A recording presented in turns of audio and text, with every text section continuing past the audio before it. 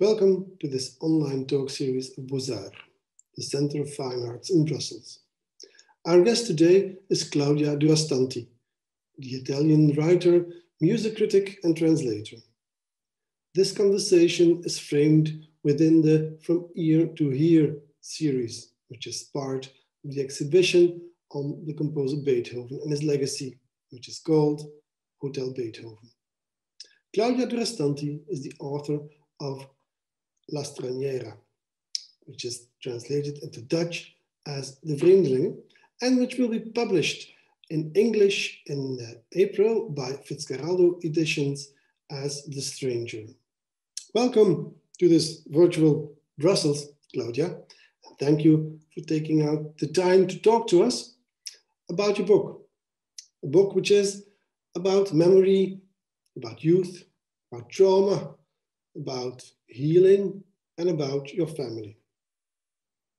The first thing I thought when I got your book into my hands was, hey, it's a novel, which it says on the front cover, even though it's a book about you and about your growing up.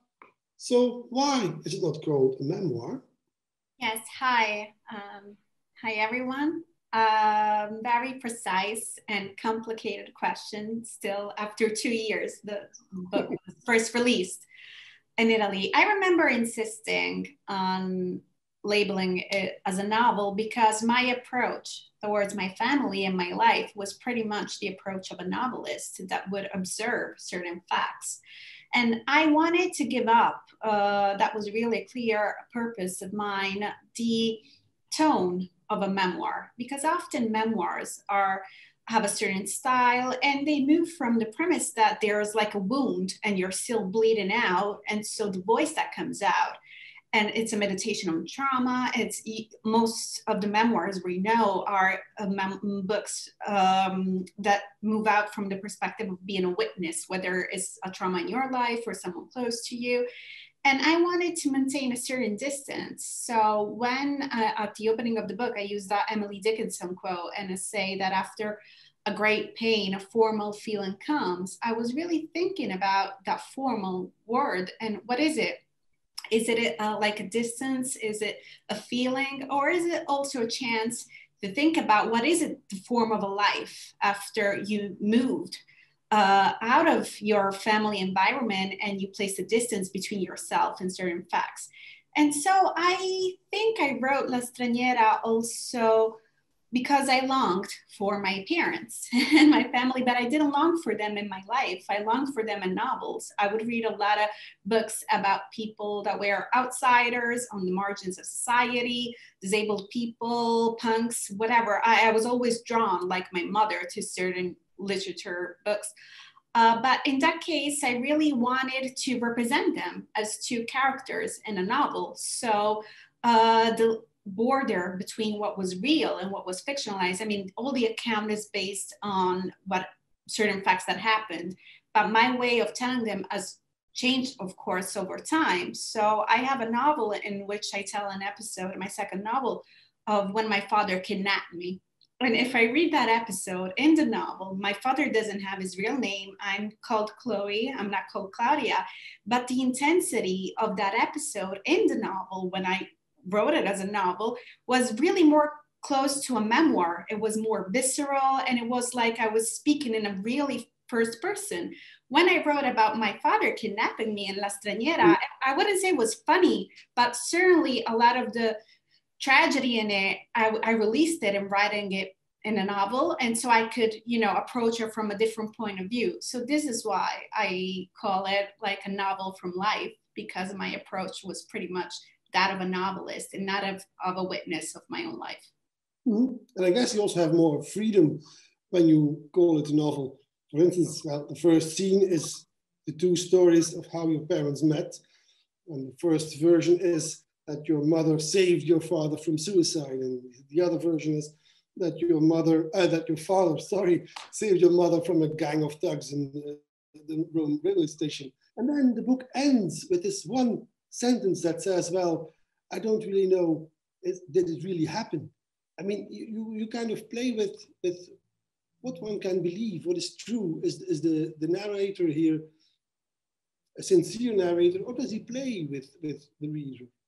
And I guess you can do this in a novel, but not in a memoir. Yes, because I always think that fiction and nonfiction, basically, they're not opposites. It's a spectrum in which you decide to place yourself in your feelings pretty much about what is true and what is not. I was lucky enough to have two parents, especially my mother, that were completely uneducated on the idea of what truth is and what's not true. So they were pretty much, I think everyone, imposters, you know, they were novelists. Even my grandparents in the States, I would say, they were these kind of romantic imposters that would change their life circumstances. So if I had to take it from an analytical point of view, I would say that everyone was a denier, but from a writing point of view, it was, you know, very resourceful, because my mother never stood to the fact that she was deaf. Not even my father. They would, you know, like trick people into thinking that they were strangers, they were migrants. They would not accept a very biological and binding fact that they were deaf. And so my mother's father, when he had a deaf daughter, and he would buy her like instruments, devices, to headphones to hear music, and you would think this man is hallucinating. And my mother's brothers still have a hard time. They live in the States, they see each other once a year, and they speak this very funny broken language. And I was thinking, what did distance do to my mother's disability? It feels like she just speaks another language. They forgot Italian. They never became fully Americans. But there was this very ambiguous space, which was very hard for a little girl, because on one hand, I thought that everybody around me was in denial. But on the other hand, it was very, you know, creative, and also allowed me to make up my own realities from a very young age. I think La Straniera was also a generous, I would say, attempt on my side to come to terms with this ambiguity, and not feeling I was a victim of this falsehoods or truths in my family story. And I realized that every family is a kaleidoscope of fictions in a way. But when the book came out, when I was writing the book, my brother told me, oh, you're writing a book about our family, so you're writing science fiction. And I thought that was really interesting, because whatever came out, the output would feel foreign to him in a way, because our memories don't collide. They don't, you know, overlap themselves. And so this is why I feel I had a good free space to move to write the book. And I still think the ending is appropriate, because the purpose of did this happen or not happen is not the purpose of the book. Looking for meaning, it is. Well, my mom says, if I wouldn't have been deaf, my life would have been meaningless, because her purpose was not to be happy in life, but it was to find a meaning. Now, have you read the book? I was wondering, because it's when you write about your parents, even though it's mythology, I mean, you incorporate them as mythical figures. Have they read it, or have you told them about it, or how do they react? My father in the book is pretty much similar to my father outside the book. So the way I portray my father in the book, he's a man who would never read it, and he didn't read it. He found out at the bar. I was on the newspaper. There was my picture, and some friends were like, "Is this your daughter?" And my father texted me, and he was like, "What did you do?" And I told him briefly, but he just cared about the fact that I was in a prize, a very famous prize in Italy, and he was, you know, eager for me to win the prize, and he was worried about what would I wear, what would I appear. And so I thought that was very sweet, because in a way, it was a point where reality and fiction were like mutually combined, and it was a kind of loyalty, and my father sticking to the character he had. My mother had a very funny reaction, and I think her reaction in a way amplifies the meaning of the book, because this is all based on everything she told me, on her diaries, on stories I've been listening since I was, you know, a little girl, since I was 6. And I was, you know, everybody recognized my mother. People from the little town, her family, my brother, everybody would say, oh, you got mom, your mother's so right. She read the book and she was like, this is a beautiful novel. This is a beautiful work of fiction. My mom doesn't believe in fiction. She likes only biographies. She likes nonfiction books. She likes films that are based on real life. And that was the first time she could appreciate the meaning of literature. And I thought it was so interesting that the first time she recognized the novel as a novel, it was based on her real life. So that was the first time my mother could say, this is not true, but it's beautiful. That's nice. Yeah. Now, why did your parents move from Rome to New York before you were born? Because, well, they both had a very nice job in Rome, and it probably was the last time they had. And then they went to a country. When you are deaf, I guess it's tough to communicate in your own language. Then you go to a foreign country with a different language. It must be much more tougher. So it seems like they chose the most difficult road they could choose. They did that their whole lifetime, I guess, always. My father was trying, I think, at that point that he was, they both met that they were pretty much outsiders on their own, but when their needs, which had something to do with deafness, I guess, with disability, but I like to think that there was more out of that, because I know a lot of deaf people, deaf women and deaf men that are pretty much, you know, middle class, established. They made a way for themselves in society. And they read the book and they were like, your parents are not deaf, they're crazy. And that was, you know, such a relief for me, because I was always trying to pin down what they had. It was like this blood disease, I don't know, this craziness. So my father, when they were both at the peak, I think, of their youth, of their careers. My father had a good job in a bank. My mother was working for an oil company. She was taking classes in college. My father said, let's move where we are no one. So he wanted to go to the Netherlands. And I think he had this kind of hippie fantasies. It was late 70s, you know, to become, and also my father, as I say in the book, he has a difficult relationship with fiction and real life and limits. So I think he was really thinking about certain male characters in Scorsese's movies. So I think that was the point of my life when he wanted to live a Taxi Driver or Scarface life. And my mom was not for it. So my mom said, if I have to do a radical life, I would rather do it in America.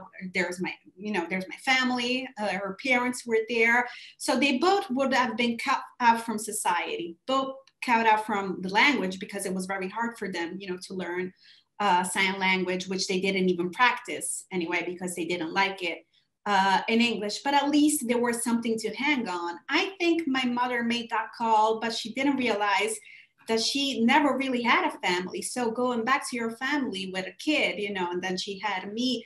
And that was not, you know, the future for her. That was not New York as you would see it or I would see it. My mom went to this household with 3 brothers, a father. It was pretty much a very loving but patriarchal setting. So it felt like my grandparents took this little town in southern Italy and they moved the whole town with them in Brooklyn. So they were not interested in the city. I remember when I was like 4, 5, and 6, I would pester them. I would constantly say, take me to the city. To me, it was like the Emerald City, Manhattan. You know, it was like the Wizard of Oz. I heard everybody talking about it and it felt like something dangerous, obscure, and I really wanted to go. And I realized the adults around me didn't want that. They really wanted to stay in the cluster, in the street, have these very recognizable rules. And so my mother couldn't cope with that. And I think that for me, it was very, very hard to explain this as I was growing up. Why did you move from New York to Basilicata, which is beautiful, but of course, it's very, you know, it's marginal in many ways, and the beauty comes also out of that. And so I always thought, oh, my mom does this crazy thing moving from the future to the past. Who does that? it's an act of, self-mutilation. But then I realized that my mother's New York was pretty much conformist, old, based on, rules and codes that were the opposite of freedom. And the life she did in Southern Italy was very anarchic. She was, her head was completely shaved, the divorced woman in town. She was an alcoholic at that time. She had 2 kids and she just landed there like from a spaceship. And I remember telling this story to an American friend of mine, a writer, and when I told him, he helped me, I think, write about the experience, because he helped me see it as a genre story. He said, this is like sci-fi and Western. You have this little town in the Badlands where the authority is doctor and the priest, and this woman comes and it's like she shatters a lot of unspoken rules that were there. And so I think it was very hard, but in a way I had from a very young age the chance to see how modernity, rules, traditions, and ideas of what we have of the future can, completely crash upon each other. Mm-hmm. Yes, but I guess it wasn't the easiest of things for you and your brother to move to La Basilicata and be the children of the most extravagant inhabitant of the village, was it? I became a pretty good liar. I know a lot of kids tell stories, but my game was pro, because I had all kinds of fantasies, and my fantasies, I speak about class in the book a lot in the final chapters, but I remember when teachers would say, draw your home, your house, and I would like put, we lived in this very small house, and I would put like so many rooms in it, a bar, a studio, and I was always like that. So I had this, let them believe things are not that way. And I would constantly lie until I started, to master this art and do it in short stories. And so for me, literature, my first approach to storytelling was really not about, this is why it's so funny for me that the most accomplished book is about my life, because since a very young age, I thought that you were really a writer as long as you can make up stories. I would tell, oh, this is my mother, this is my father. Everybody would be drawn by that, and they would be seduced by my parents. And I had a conflict because I thought, this is too easy. I'm never gonna write about them because, everybody's gonna be hooked. So I tried to make my way into fiction by writing stories that were pretty much distant from what I was living. So my life in Basilicata from a very young age, it was all about making up circumstances. And I was in denial like my parents. And as I say, I think I have it in me. the way they stayed in life, all of them, my extended family and my close family, perhaps not my brother. And this is interesting. I think he's the real alien in the book, if we want to speak about this metaphor of the spaceship and stuff. I had someone that taught me, to have a more precise idea of what is fiction and what is not fiction. But I wonder who taught my brother that, because he didn't have anyone above him. So he had these 2 parents, the same parents, and his relationship to truth and what is not true is very different from mine. So I think at one point there's a certain extent where the environment, of course, teaches you things, and then it's pretty much your own work. And I was the daughter of my mother because I lived in denial in Basilicata for a long time. Yeah.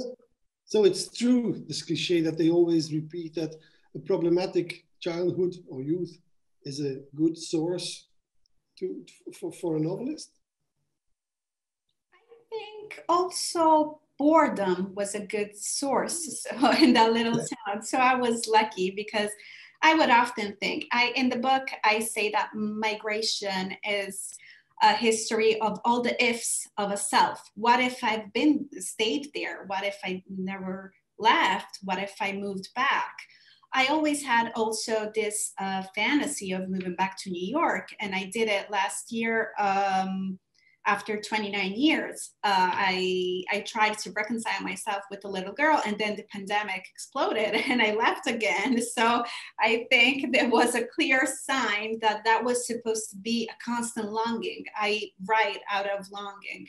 And I also think, in a way, belonging is a funny word in English because it feels like it's an imperative, you know, be like imperative longing. And that's, I think, really revealing of how I feel and how I stay in place and in writing. So it's true that I had these very visceral and dramatic life events that I could easily transform. But this was also placed in a little town, in a small town where there was a lot of boredom and where not a lot of things were available. So I think this conspired to help me train my, you know, creative ideas or being more imaginative in a way. I had to fight for everything. You know, there was a common library, but then all the books got floated, and then there were no bookstores, there were no record shops. I would buy stuff in America and then go back. And so the fact that I had to fight to gain pieces of fiction, or, you know, to read and to be influenced by other voices, pretty much helped me to look for my own writing. And I think I was pretty lucky with that in a way. I think my mother provided the necessary amount of isolation for all of us to have a special relationship with art, I guess. My mom painted a lot when she moved to the South. And I still believe that in that context, of course, being in New York would have been for a painter pretty much more resourceful and useful than being in a little town with no galleries, you know. But at the same time, that kind of pressure molded her craft. And so I think boredom and isolation really applied the necessary pressure for my writing to come out. But you were also outsiders, one could say, strangers. And there's this sentence, and I'll quote it, that you write, "A stranger is a beautiful word as long as no one forces you to be one. The rest of the time, it's only a synonym for mutilation." It's a very harsh thing to say about being different, an outsider or a stranger. I've seen both sides of it because my mom doesn't embrace the victim narrative. She at one point in her life, she said, everything that happened to me, I chose it. But it's true that she was exposed to a lot of judgment since a very young age. The idea of what we have disability right now is not the same they had in Southern Italy in the 50s, it's not the same they had in the 70s, and what a good girl could achieve. You know, there is also the context and history that matter and the way we label certain things. But I really wanted to embrace both sides of it. The proactive idea of being an outsider, something you choose, something you want. My mother wanted to cut roots everywhere she went. She wanted to be a spore. She didn't want to, you know, belong to the soil. And so she inspired me not to be rootless, which is a positive thing, I think, because every time we speak about migration, identity, and belonging, the words roots will come up, but they can be also violent. I always thought it was a violent metaphor because you can, you know, pull them out of the ground. Somebody can cut your roots. And I think my mother not really belonging and being fully there all the time and moving, you know, going and coming back, she was more like a spore, something that it is in the physical space, but is more gentle as a presence. So that's how I like to read belonging and identity for myself. And hopefully also for other people. When I try to investigate what the word stranger or being an outsider means for me, I think the book becomes political in a way because I experienced being, you know, a migrant in the UK. I lived in London for 10 years in a time where the city was changing and society was changing pretty quickly. So it was becoming a darker and darker place until the outcome of Brexit. And I always thought I was the perfect migrant. I spoke the language, I was educated, I could work, was a young woman. I wouldn't be like my mother or my grandmother in Brooklyn in the 60s. And then I realized I didn't belong there. And so why did my migration fail? Why I was not able to say, I was a happy stranger? Why the melancholia all of a sudden? And slowly, I could really sense around me the idea that what was, core in London, counterculture, subcultures, that was the idea of being outsider, the city didn't need it anymore. So it was not seen as an interesting or positive value. You could be an outsider to a certain extent. And so all of this made me think that there is this duality. How do you cope? To which extent you can say you're a stranger and you really enjoy it, or to which extent somebody can make you feel like you don't belong, which is a very violent experience. But also the years, from the migrants and refugees coming in from Syria. So it was a daily, I would say, obscene spectacle to see how British society was suddenly, pulling up all these borders and this idea of strangers are not welcome. And so I was witnessing this pretty much in real time when I was writing La Straniera. And I think that was an important twist, because suddenly I could relate the life of marginal women, like my grandmother, my mother. They didn't make history, to what was happening to my generation and around me. And also, I always thought I had the privilege to move out of love, out of desire. And I always thought that my grandma moved because she was poor and she was forced to. And I believe every migration contains both of it. We cannot say that people move only out of necessity because it's conformist, conservative, and it's repressive, and don't acknowledge the desire and love in their lives.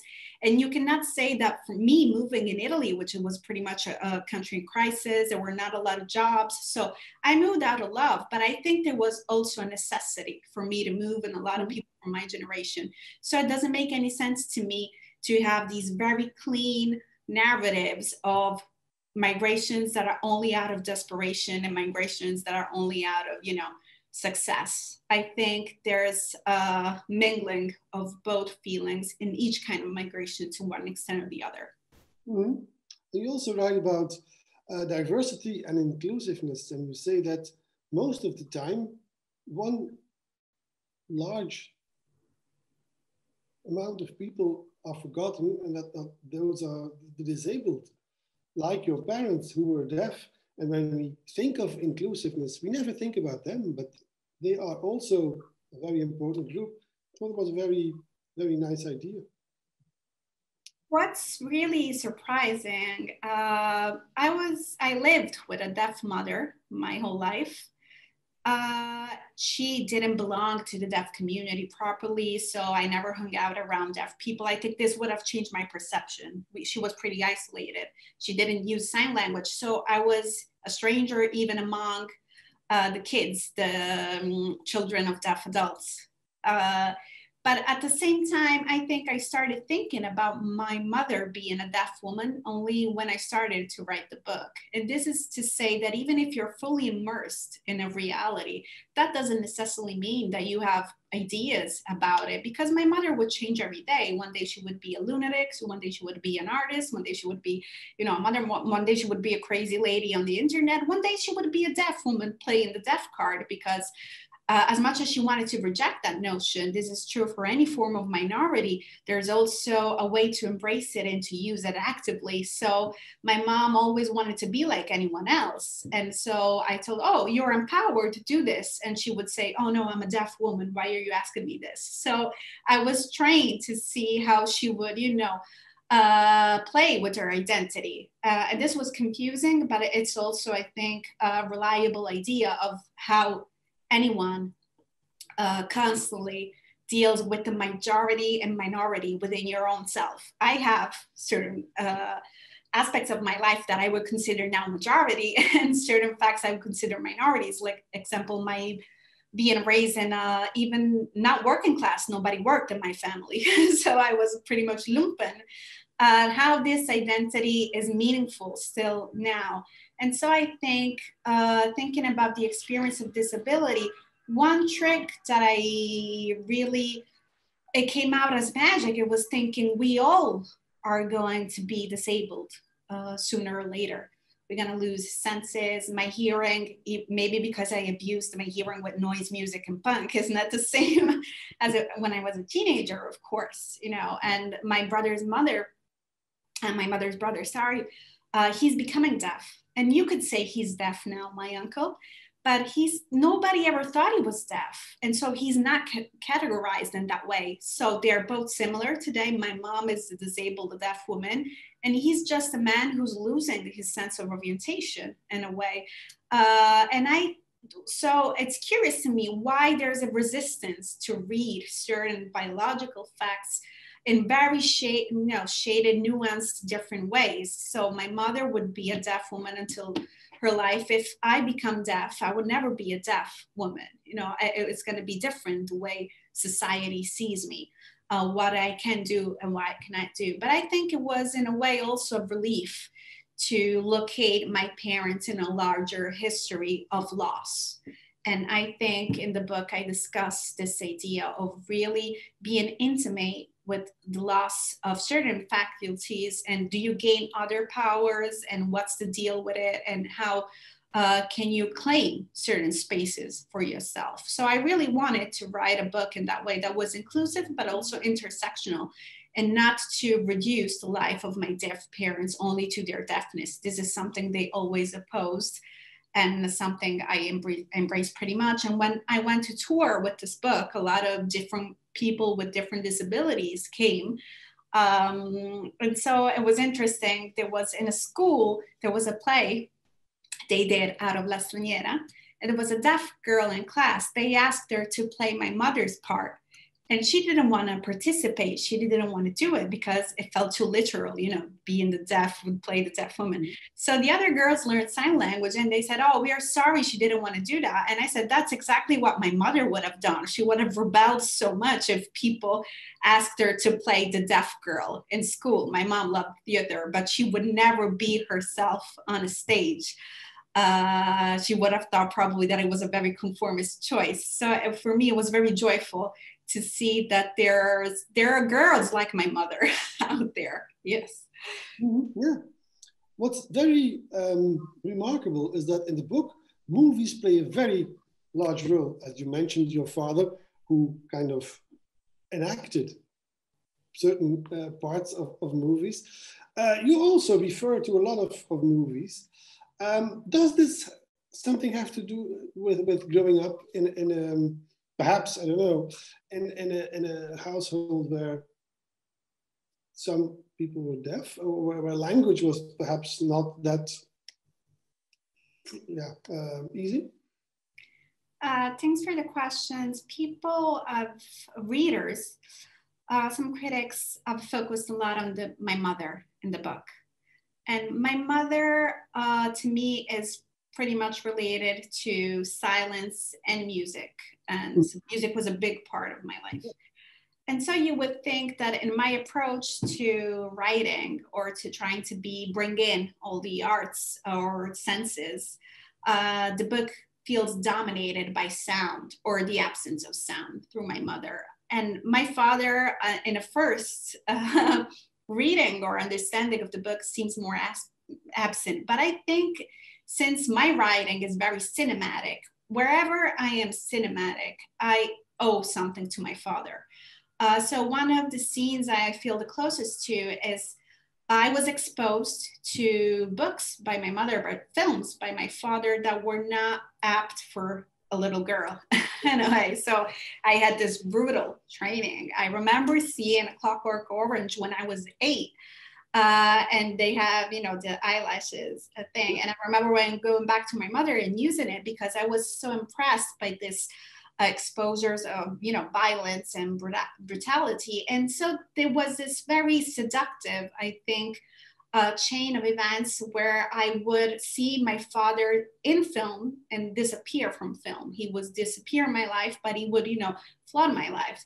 This happened very recently. I saw Joker, I think last year, the very controversial film back in Phoenix.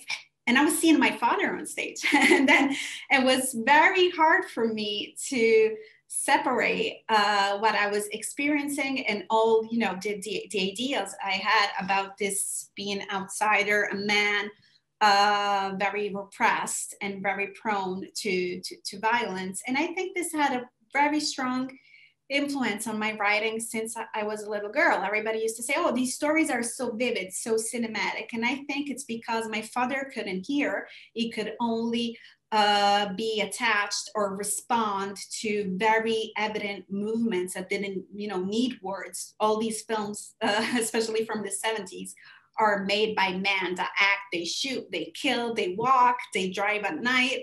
It's always about movement, and you didn't need a lot of dialogue. And it was weird because I use words. But at the same time, I wanted to create landscapes and environments where you would move out of words. You know, you could enter this very specific zone that was not so dependent on what you said. It was very relevant what you don't say. And so I think my father, in a way, through his love for cinema and atmosphere and a certain darkness, helped me to focus also a lot on what you don't say. And I think my parents' disability really shaped my relationship, not only with writing, but with music and cinema itself.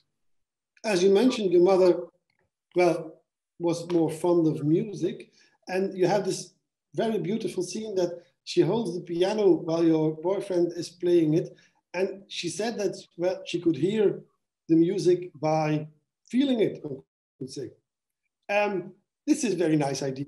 I mean, it's an example of the way, I guess, she went along with the music and well, how it went together. Yes, we always wonder when that happens, what she's really hearing, of course, because he often plays classical music on the piano. And then I'm like, my mother loves music. She used to love it. Then her hearing, you know, got worse and worse until it completely shattered and disappeared. She doesn't have an idea of genre. She wouldn't say, oh, this is drone, this is punk, this is rock. They're more about styles, you know, they're more about codes on the outside, aesthetics, but she doesn't, you know how to pair a sound to a genre. So I really wonder if she's hearing Beethoven, is she hearing something I would relate to the Sex Pistols? And so this is so funny to me. And I wish I had a decoder in a way to bring the sound in her head or in her ears and her body back to me. But this is also something I thought later on, because all of my life, I was also a music critic and I write about music for a magazine.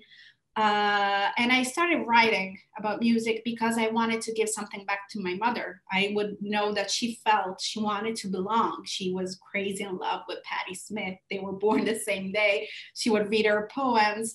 And I remember reading a lot of Patti Smith poems and writings, and I didn't even know she had a voice. And when I first heard it, I was so disappointed because I thought, you know, I was whiny. It was not really, then I loved her. But at one point, I felt I betrayed my mother because I could hear them and not only read them.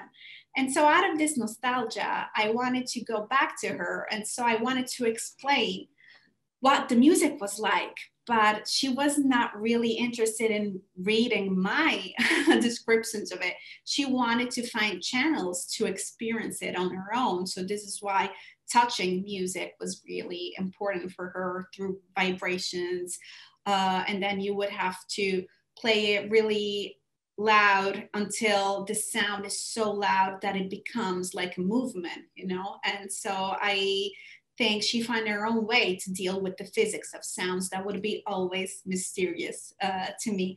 But in the end, I think music is collective, of course, is based on shared sounds and meanings, but we all have our very personal way to respond. So maybe my mother's response to Beethoven or to whatever she hears through her body is just another way you can hear it. And maybe the sound in my head, the way I perceive Beethoven is very different from your perceiving it. And there's no way that we can really share that experience to a full extent. There's a mysterious space that with my mother feels huge, but I think it separates all of us attending the same concert even.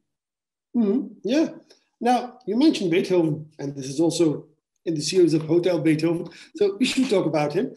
The first time I heard about Beethoven, I must have been a very small child. And then the first thing you hear is he was deaf. I mean, did this do something to you when you heard this for the first time, that Beethoven was deaf? And did it kind of attract you to him? Or did you just say, well, queer guy, I don't like him. I don't like, perhaps you don't even like Beethoven, I don't know. So explain. I was repelled by Beethoven because my mom would constantly bring him out as an example of what you could do when, you know, you were affected and you went beyond your affection. And so it was different because, of course, in this case, it was loss of hearing that was, you know, also out of the strain of playing. And so it was kind of different from what she had. But I think she wanted really to insist on something that I was very skeptical of.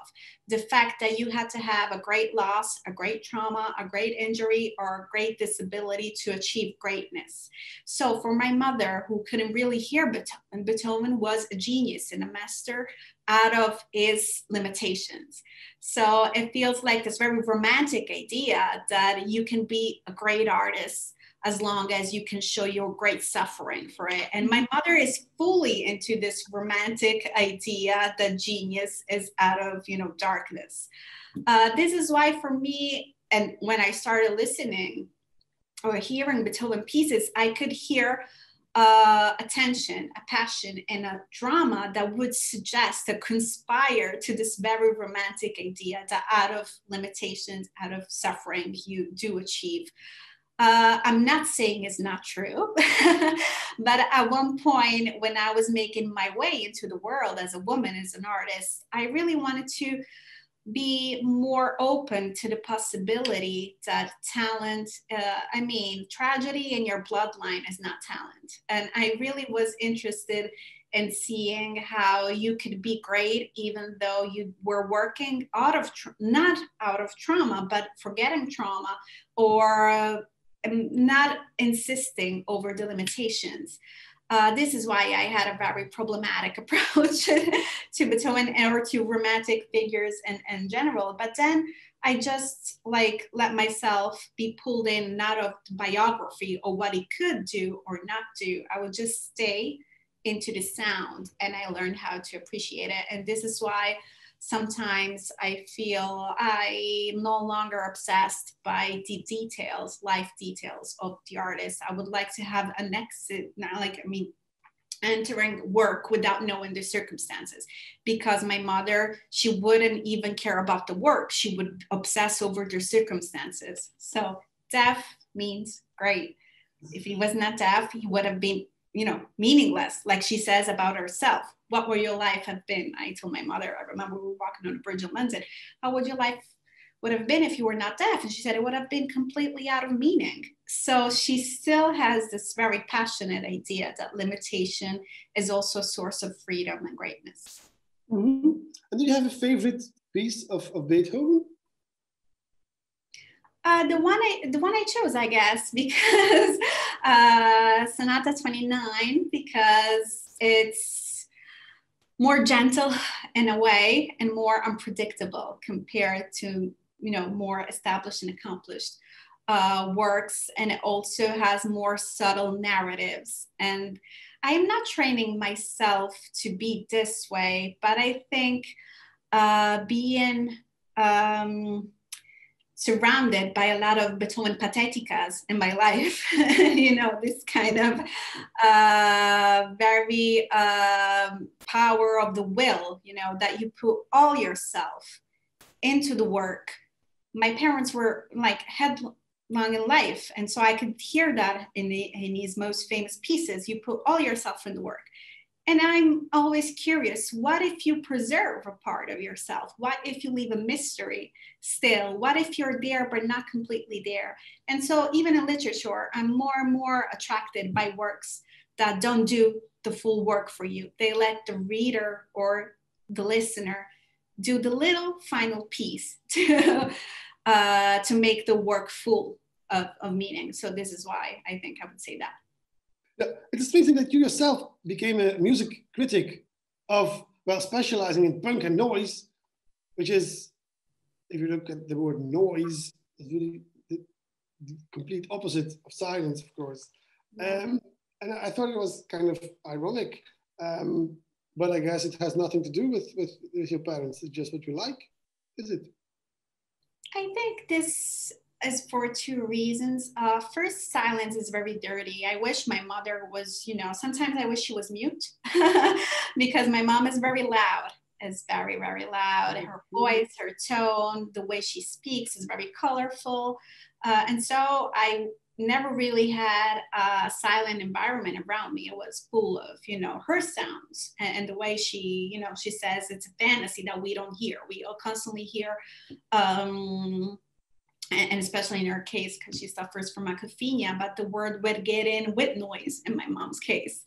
So I was looking for noise in a formal way. What formal feeling can you give to noise through art and through your practice? But punk, I think I was drawn to punk when I was a teenager because of my mother's being very close to certain aesthetics. So it didn't matter. It wasn't pleasant. The sound didn't matter. It was like Patti Smith or the Sex Pistols. It's not pleasant voice, but you would have these bodies. You would have the performance. You would have something that would keep you in, even if you really didn't like the sound of it. So to me, my first approach to music was also really, really related to the aesthetics and the act and the gesture and the performance. And even this is something that just pop up in my mind, shoegaze. They're so funny that these musicians would do these long extended repetitions of the same sound staring at their shoes. And so I was always fascinated by the way the aesthetics, or the way you would live the sound through your body. This is why for a long time, I had a hard time with ambient music, with electronic music, with drone. I learned to love it, but it didn't do it for me at the beginning. It was my issue with classic music as well, because I felt it would fill the space, but it was based on, the body not being there, the presence was not there. And to me, music, at least the first genres I responded to, were all about the presence of the performer. The physicality. Yes. Also the anger, perhaps, and revolt, because that's essential to punk, isn't it? Yeah, I've thought a lot about it recently, because I belong to a generation that, for one reason or the other, in my 20s, a word from the subculture of the 50s, I used to read a lot of beats when I was young. And so for me, the word hipster was always related, to the jazz scene, to Manhattan or San Francisco. And I feel weirded out that people would use the word hipster from that time to apply it to my bands or my generations, because it felt completely out of place.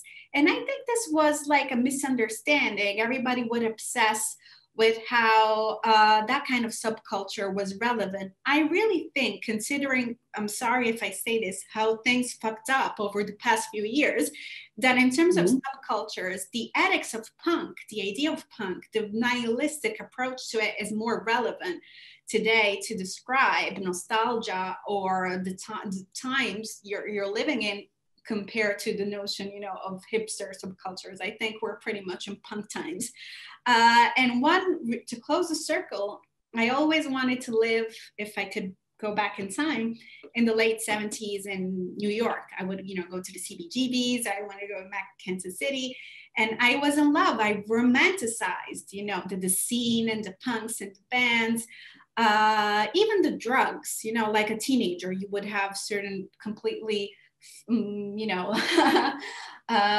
delusional ideas of what dependency is. But at one point in London, a couple of years ago, you suddenly had heroin back again. You had buildings burning like Grenfell, like the Bronx in the 70s. You had terrorism acts, you had bankrupt, you had austerity, you had people in line for power. And I was like, this is pretty much similar of what was New York in the late 70s, and it sucks. So I kind of gave up all of my romantic ideas, because behind these romantic ideas I had of certain subcultures and scenes, there was a lot of suffering. You know, there was a lot of art being done, but there was a lot of loss into it. So going back to this, I don't necessarily think we write the best books, we write the best songs in times of turmoil and trauma. When the trauma gets too intense, you just are not there. And so for me, it was painful to be a witness of a society, and this is why I left London, that would inspire certain ideas and things. It had a cost. The cost was all around me. Mm-hmm. Yes, that's what I was thinking when you were telling this, that your book isn't a punk book, of course. When you have to find a closed door, you knock on it, while a punker would just put his foot to it until it's open. But you don't write like that. It's very subtle and very profound. And so yet, even though you come out of this punk feeling, you write a different book. Yeah, it's also because punk is hard in the way that the person you are on stage needs to match the person you are out of stage. So what scared me, really, I was fascinated by this idea of being isolated by everybody else. You know, there's this beautiful book called Please Kill Me that is based on all the interviews of magazines at that time. And it says punks are like armadillos. They have this, you know, shield that protects them. So I was fascinated by the shield, but also at the same time, I realized it required a lot of integrity in a way, and honesty and loyalty to the role. And I was never good with loyalty to a role. So this is why I do think La Straniera has punk ethics, but of course it doesn't have punk aesthetics. It doesn't have the style and the tone, because to achieve that, it would have required, as I said before, putting all yourself into the work and not leaving space for anything else. And I wanted to leave space. I find right now, so this is why maybe I like post-punk. Post-punk was more mysterious in a way. It didn't preach anything to you. Punk, I remember interviewing Nick Cave once, and he said, oh my God, punks were preachers all the time. And I, you know, that's not sexy. I thought punk musicians were the, you know, coolest, and they were very sexy. But then it's true, they preached about what you needed to think about society and politics and your family. Post-punk didn't preach. So I think I'm pretty much more a post-punk writer. Yeah. So we talked about family. We didn't talk about class, because that's well, you were kind of put on this world to become an independent writer and translator, I think, after reading your book. I mean, how could you ever have been this dull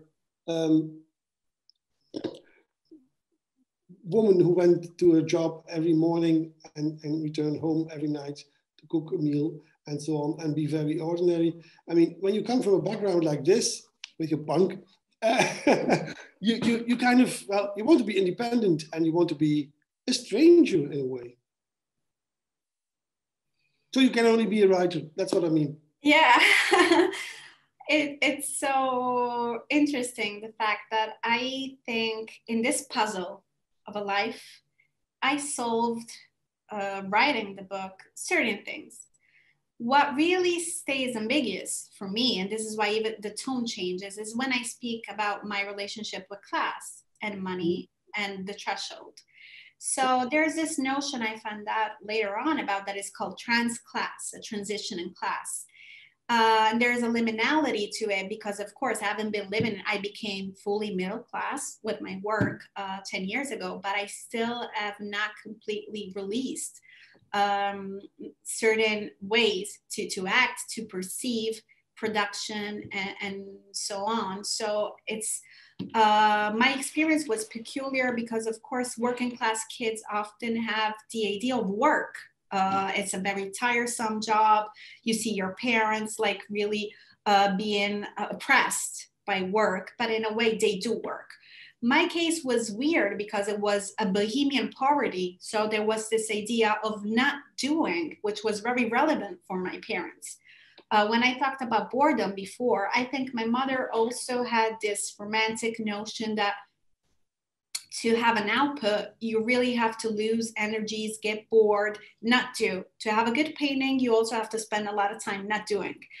And I think I was scared because, and this is why at the beginning, when I started to work and I started to write, I was really much productive and intense because I think that was a safety net. So my first idea was not about how do I make money out of this. It was how do I learn to work, because I never really had this. And then at one point, learning to work and learning that your work is related, not necessarily with the linear correspondence of meanings to money, didn't completely give me a new role in society, because I still think I am between things, and no amount of successful outputs would completely remove me from the context I was raised in. So I find it interesting where Vivian Gornick, she's a writer I love very much, and she said all my life she came from a Jewish Marxist working class background in the 40s in New York, and she said all my life I feared the loss of poverty, because if you shape your whole identity around it, the loss of that means the loss of a word, of a language, and a big part of understanding you and social relationships. So I hope to still not lose it completely. And I think it's relevant not only for my work, but it's children writers that were shaped in certain environments are becoming more and more relevant. And I think that adds texture to the books we're reading. Mm-hmm. At the end of the book, you talk about love, relationships, and even there, you're also a stranger. You say, well, I could never be certain. I mean, there's always this gap between the two people who are in love.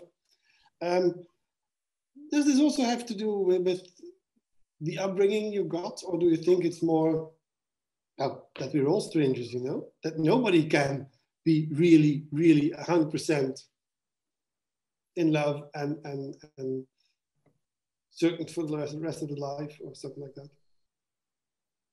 I'm a translator as well. And sometimes I wonder in life, or I also wonder in the book, how much the love we feel for someone, how much the relationship we have are owe to literature or owe to what we think or we read about love.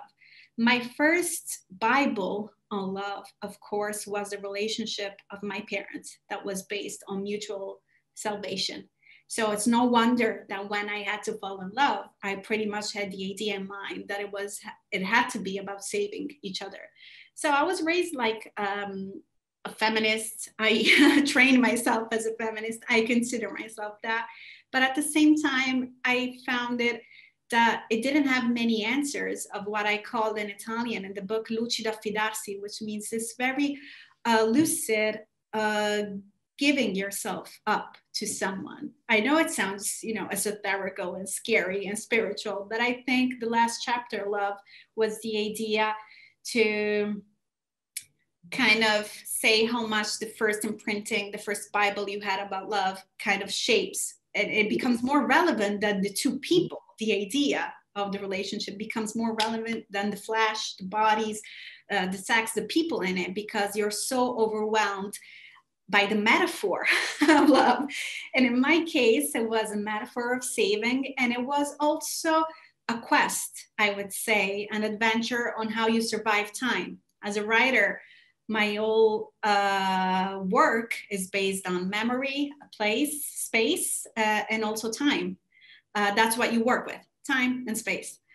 And so the way I wrote about love, the way what I wanted really, why did I put that chapter in? It was because in dealing with the form of a life, I really wanted to show the forces of collapsing and surviving to time, which made me a stranger, because I belong to a time and a generation where you change constantly. It's all about, and so I felt I say in the book, I was closer to the housewives of the 50s than girls in my time. And so this being out of time was something interesting, I think, that I wanted really to bring up on the surface. Thank you very much, Claudia, for sharing these thoughts with us and for giving us an idea what your book is about. And if you ask me, it's about, well, the most essential things in life, really. It's about love, it's about pain, it's about understanding, and in the end, it's also about forgiving. And, well, I guess that's really important in life.